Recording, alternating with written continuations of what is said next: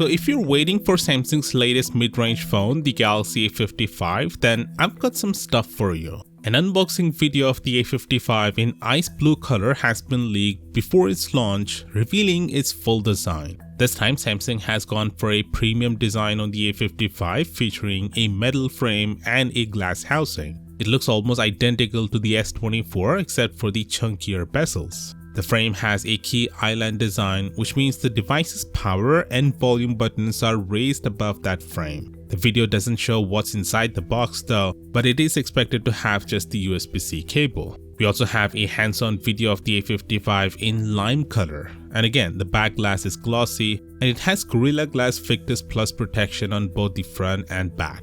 The display on this phone is way brighter than the last one, hitting 1650 nits. The phone could also have the biggest vapor chamber ever for an A-series phone, which means better cooling and better sustained performance. Interestingly, a benchmark reveals the A55 could have a variant with 12GB of RAM, which is kind of weird because the base S24 still comes with 8GB of RAM, so it's possible Samsung may not actually release this variant, at least not in every market. All the mid-range Galaxy phones so far stuck to 8GB of RAM, right? But imagine if they do bring out a 12GB RAM mid-range phone. That would mean better user experience, better multitasking, smoother UI, reduced stutter, and more. Moving on, here's the official image of the A55 revealing its camera specifications. On the software front, Samsung has confirmed that the phone will not get 7 years of software updates like the S24 lineup.